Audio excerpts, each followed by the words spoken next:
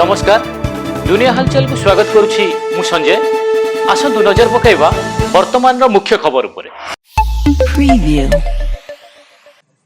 आज पवित्र बाहुड़ा यात्रा महाप्रभु जन्मवेदी रत्नवेदी को बाहुड़े श्री गुंडीचा मंदिर जन्मवेदी शरदा बारी रथ उपर पहंडी विजे करेंगे।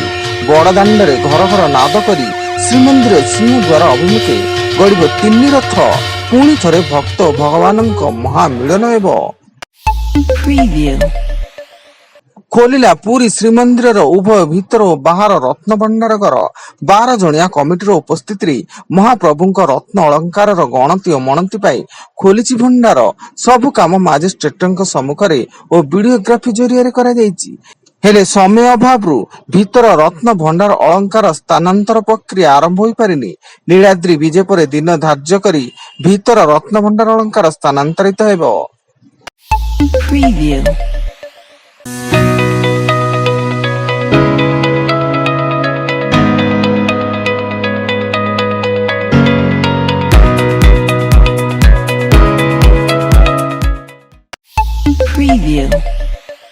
भुवनेश्वर गंडमुंडा कलाभूमि निकट रे जड़े व्यक्ति माड़गला बाली बोझी ट्रक फल घटनास्थल मृत्यु घटता बेले वर्तमान पर्यंत मृतकों परिचय अस्पष्ट रही।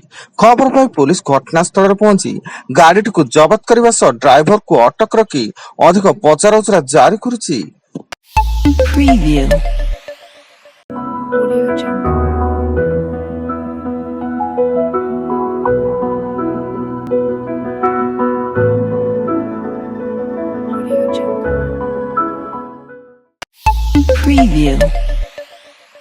संभाव्य लघुचाप प्रभाव रे आसंता 17 तारिख पर्यंत राज्य विभिन्न जिले में प्रबल वर्षा होबार संभावना रही एवं आसंता 24 घंटा मध्य नवरंगपुर नुआपड़ा बलांगीर कलाहांडी रायगड़ा एवं कोरापुट जिलार गोटे रु 2टी स्थान में प्रबल वर्षा होगा नहीं पाणीपाग विभाग पक्षर येलो वार्निंग जारी होईछि। आसंता 22 तारिख विधानसभा अधिवेशन आरंभ हेबो। 25 रे विधानसभा रे पूर्णांग बजेट उपस्थापन करा जिबा सह बजेट उपरे स्वतंत्र आलोचना हेबो। एही आलोचना रे शासक बीजेपी सहित विरोधी बीजेडी और कांग्रेस रो बहु वरिष्ठ विधायक अंशग्रहण करिवे।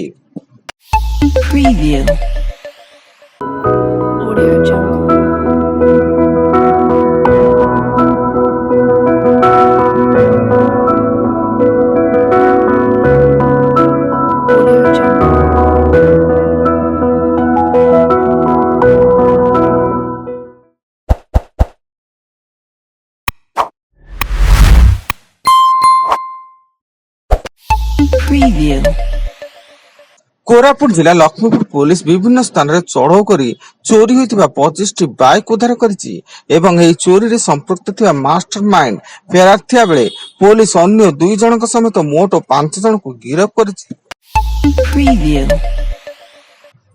केन्दुझर जिला चंपुआ थाना अंतर्गत कंचनपुर ठारे थिबा लाहुरी पेट्रोल पंप रु डकाती घटना रे पुलिस 4 जन को गिरफ्त करिछि। सेमाने गत 3 तारिख रात्रि पेट्रोल पंप रे कार्यरत 3 जन कर्मचारी को बंधुक देखाई 2,44,900 टंका सीसीटीवी हार्ड डिस्क और मोबाइल फोन छड़ाई नहीं।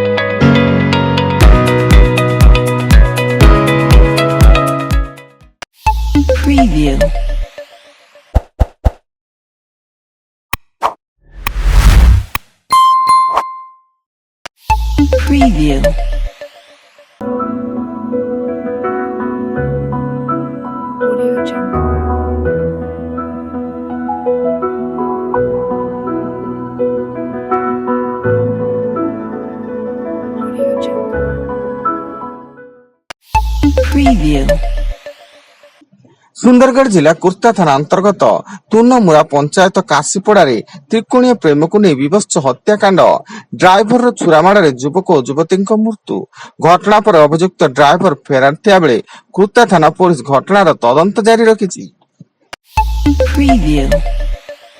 ଏବଂ ଗୁଜରାଟର ଆନନ୍ଦ ଜିଲ୍ଲାରେ ରାସ୍ତା କଡ଼ରେ ଛିଡା ହୋଇଥିବା ବସ୍କୁ ଧକ୍କା ଦେଲା ଟ୍ରକ୍। ଏଥିରେ 6 ଜଣଙ୍କର ମୃତ୍ୟୁ ଘଟିଥିବା ବେଳେ 8 ଜଣ ଯାତ୍ରୀ ଗୁରୁତର ଭାବେ ଆହତ ହୋଇ ସ୍ଥାନୀୟ ମେଡିକାଲରେ ଭର୍ତ୍ତି ଏବଂ ଖବର ପାଇ ଘଟଣାସ୍ଥଳରେ ପୋଲିସର ତଦନ୍ତ ଜାରି। ବସ୍ଟିର ଟାୟାର ପଞ୍ଚର ହେବାରୁ ରାସ୍ତା କଡ଼ରେ ଛିଡା ହୋଇଥିଲା। Preview. ବର୍ତ୍ତମାନ ପାଇଁ ଏତିକି। ଅଧିକ ନ୍ୟୁଜ ଅପଡେଟ୍ସ ପାଇଁ ଭିଜିଟ୍ କରନ୍ତୁ ଆମ ୱେବସାଇଟ୍ www.duniyahalchal.in। ଧନ୍ୟବାଦ।